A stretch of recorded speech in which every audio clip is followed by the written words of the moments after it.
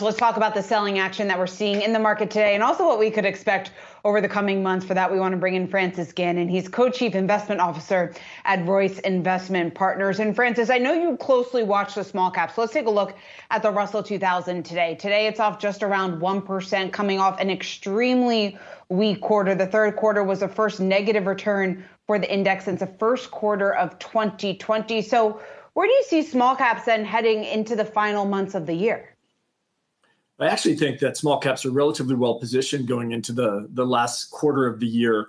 And part of our thinking there is they're so cheap on a relative basis to some of their large cap brethren. In fact, if you look at the small cap value index, for example, we haven't seen it this cheap in 20 years in comparison to the large cap growth space. So in my opinion, it's great to see the rotation in the market you're seeing today with the NASDAQ getting hit and the S&P 500 down. And actually small caps, in particular small cap value, is outperforming.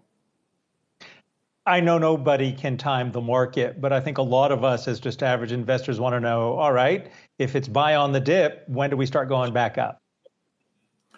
Yeah, so that's always the $1,000 question that it's always hard to answer. I think you have to go back in history and look at certain things. And here we know that at the moment, there seems to be a disconnect in the small cap space from the macro headlines we're hearing on a daily basis and micro, what we're hearing from our companies from a bottoms-up perspective. Companies that we're talking to on a regular basis in our portfolios are actually quite positive, and the demand seems quite high. So our hope and anticipation is that you're going to see relatively strong earnings for the small cap space going into this particular quarter's report, third quarter earnings, and into the latter part of the year. Obviously, there's a lot of noise that the market has been fighting of late, in particular inflation, China worries, growth slowdown, et cetera. But we're not hearing any of that at the moment. So while I can't predict when the market turns around and goes back up, I do know that over the long periods of time, small caps tend to do quite well and tend to outperform. And I think we're entering that period of time again. Francis, one of the stats that you sent over that jumped out to me, Russell 2000 declined about 6% from the peak in mid-March, but the average small cap stock has experienced a decline of 24% from their respective 52-week high. So when you're going in and you're identifying these small cap stocks that look attractive, that you're adding to your portfolio, what specifically are you looking for?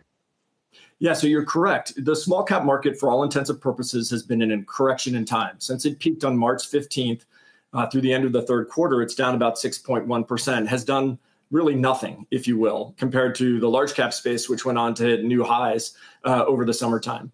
And the average stock, we have seen within the small cap space a quiet rotation, kind of this stealth correction, if you will, with the average stock down over 24% from its 52-week high.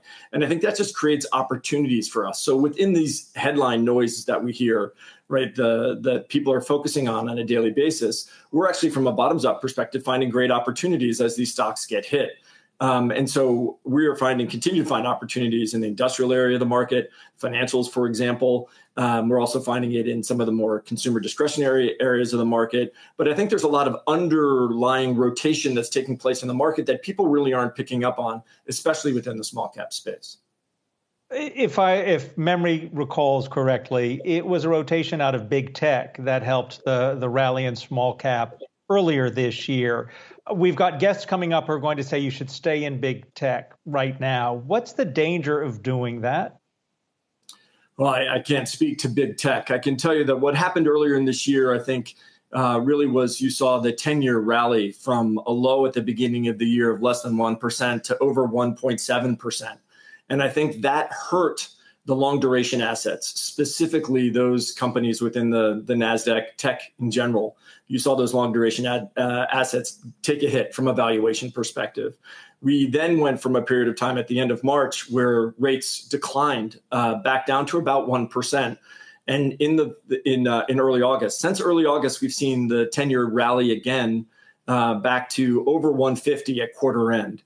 And so it's been a pretty dramatic change again. And once again, we're seeing pressure on those long duration assets. And I think that is really something we have to watch going forward. We know history shows us that in a rising rate environment, small caps do better than large caps. In fact, their 1-year return is typically above the historical return of small caps. So as rates continue to rise, I think people should be looking more towards small caps and see more of that rotation away from the large cap tech names into small cap which once again, I think presents an opportunity. All right, Francis Gannon, Co-Chief Investment Officer at Royce Investment Partners. Thanks so much for joining us.